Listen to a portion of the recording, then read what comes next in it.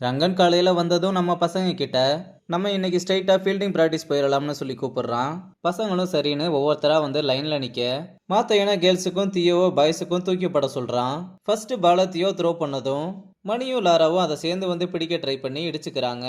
ரங்கனும் இதை பார்த்து பால் ஏர்ல இருக்கும்போது கால் பண்ணுங்கடா, இல்லைன்னா இந்த மாதிரி தான் முட்டிக்கணும்னு சொல்ல பசங்களும் சரின்னு சொல்றாங்க.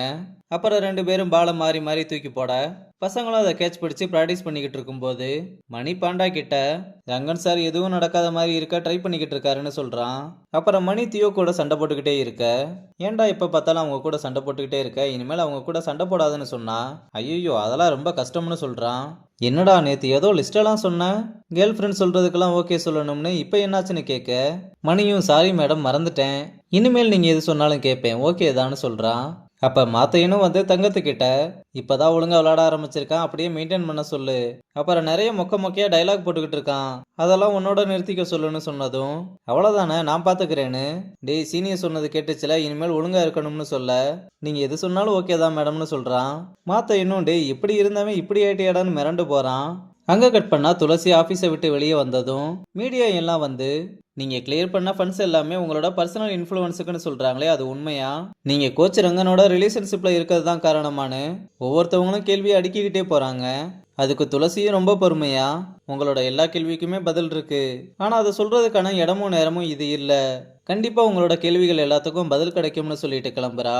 அங்க கட் பண்ணா பத்மா சோசியல் மீடியால லைவ் ஆன் பண்ணி என்னை சுற்றி எவ்வளோ நெகட்டிவ் கமெண்ட்ஸ் வந்தாலும் எனக்காக சப்போர்ட் பண்ணி பேசுகிற எல்லாருக்குமே ரொம்ப நன்றின்னு சொல்லிட்டு இன்னைக்கு ஆங்கர் அகாடமியில் செலக்ட் ஆயிருக்க எல்லா கிரிக்கெட்டர்ஸ்க்கும் அவங்களே அஃபீஷியலாக ப்ரெஸ் மீட் வச்சு இன்ட்ரோ பண்ண போகிறாங்க.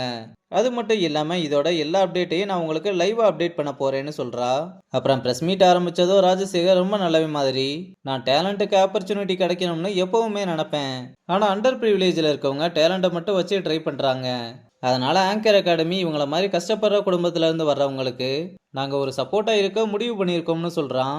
இதை கேட்டதும் பத்மா ரொம்ப அப்செட் ஆன மாதிரி தெரியுது. அங்க கட் பண்ணா தங்கமும் மணியும் ஜாலியா பேசிக்கிட்டு வரும்போது எங்க பார்த்தாலும் ஆளா இருக்காங்கன்னு தனியா உட்காந்து பேசலாம்னு பார்த்தா அப்ப கரெக்டா தியோவும் மாத்தையனும் அங்க வர தங்க இவங்க கிட்ட மட்டும் எப்படி எல்லா டைமுமே மாற்றோம்னு புலம்ப, ஏன்னா நாங்களும் இதெல்லாம் பண்ணியிருக்கோம்னு சொல்றா. சரி அப்படியே எஸ் ஆயிரலாம்னு பார்த்தா எங்க போறீங்கன்னு கேட்க ஒரு லவ்வர்ஸா தனியா பேசவே முடியறதில்ல, ஒரு பர்சனல் ஸ்பேஸ்ன்றதே இல்ல, நான் பேச போனாலும் வீராவும் பாண்டாவும் ஓட்டிக்கிட்டே இருக்காங்கன்னு சொன்னதும் ரொம்ப நல்லா பண்றடா, லவ்வர் வந்ததும் ஃப்ரெண்டை மறந்துட்டேன்னு சொல்ல இப்ப எதுக்கு இவ்வளவு கேவலமா பண்றீங்கன்னு கேட்டா ஒரு குப்பிட்டா நீயும் தானே இந்த வேலையெல்லாம் பண்ணேன்னு சொன்னா, இதோ பாருங்க இந்த குப்பிட் வேலையெல்லாம் முடிஞ்சு போச்சுன்னு சொன்னதும் ஆமா இனிமேல் இந்த குப்பிட் சர்வீஸ் எல்லாம் நம்மளுக்கு தேவையில்லை, இப்பவே இதை இங்கேயே முடிச்சுக்கலாம்னு ரெண்டு பேரும் கையை கொடுத்துட்டு பிரியிறாங்க.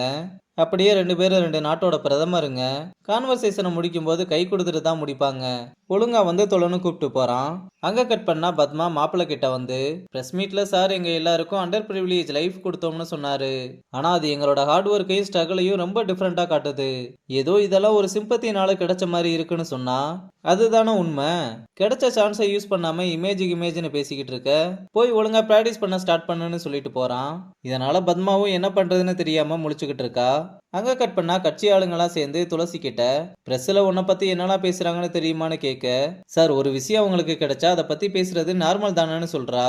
உங்களால நம்ம கட்சிக்கு எவ்வளவு பெரிய கெட்ட பேரு தெரியுமா, இனி மினிஸ்டருக்கு பப்ளிக்ல நடந்துக்கணும்னு பாடம் தான் எடுக்கணும் போலன்னு சொல்ல உங்களை பத்தியும் தான் மீடியா நிறைய பேசியிருக்கு, கள்ளச்சாராயம் கட்ட பஞ்சாயத்துன்னு பாயிண்ட் அவுட் பண்ணி என்னாலையும் சொல்ல முடியும்னு சொல்றா.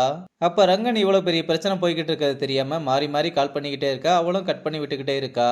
அப்புறம் தலைவரும் கவர்மெண்ட் ஸ்கீம்ல வள்ளியை சேர்த்தது என்ஜிஓ துறையை நீங்க தான் எம்என்சிக்கு அறிமுகப்படுத்தி வச்சீங்கன்னு ஒரு ரூமர்ஸ் பரவிக்கிட்டு இருக்கு, அதுக்கெல்லாம் என்ன சொல்ல போறீங்கன்னு கேட்க அதுக்கு துளசியும் துறையும் எம்என்சிக்கு மட்டும் இல்ல ஆங்கர் அகாடமி மற்ற அகாடமிஸுக்கும் நான் இன்ட்ரோடியூஸ் பண்ணி வச்சிருக்கேன், நீங்க கூட தான் டெண்டர்ல 150 கோடி அடிச்சிங்க, அப்ப அதெல்லாம் உண்மையானு கேட்குறா.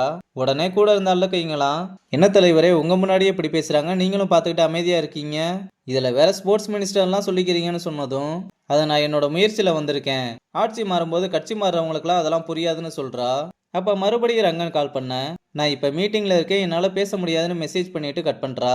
ரங்கனும் அந்த மெசேஜை பார்த்துட்டு நிஜமாவே எல்லாமே ஓகே தானா, நீ இவ்வளவு சைலண்டா இருக்கிறது எனக்கு ரொம்ப பதட்டமா இருக்குன்னு மெசேஜ் பண்றதோட இந்த எபிசோட முடிச்சிருக்காங்க.